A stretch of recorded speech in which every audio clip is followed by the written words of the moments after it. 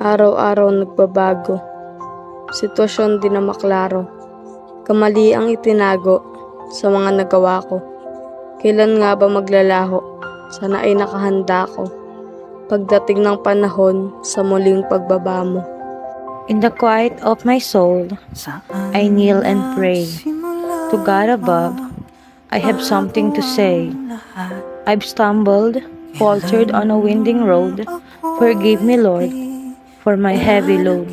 Sa dami ng mga kasalanan kong nagawa, halos di kaya hugasan mga dungi sa muka. Dala sa aking pagtanda, pati mga maling gawa, na dapat ay panatilihing manalang sa Ama. I've strayed from your path, lost in my strife, but now I seek your endless grace and your life. I'm sorry, God, for all the wrongs I've done. Please guide me back and make me your chosen one. Di pa huli para magbago. Yan ang habilin sa akin. Gawing dalisay ang likha, abutin ang iyong layunin. Husgahan man ang iba, alam mo ang iyong hangarin. Bago kanya pagpalain, hirap kailangan tamasahin. Kasi dito sa mundo, di lang saya ang matatamasa. Kalimitan, paikihan ang diin sa iyong talata. Para lalong maibigan, bahain ka ng biyaya. Kaya dapat mong tigilan yung trip mong panay-hilata. Forgive my doubts and my moments of despair, for I know you love me and you always care. I promise to strive for a better way, to walk in your grace. Come with me. Alam kong di lang saya, matatamasa sa mundo. Alam kong merong problema, pero bakit ang gulo? Minsan na lang kung sumaya, puro na lang panibugho.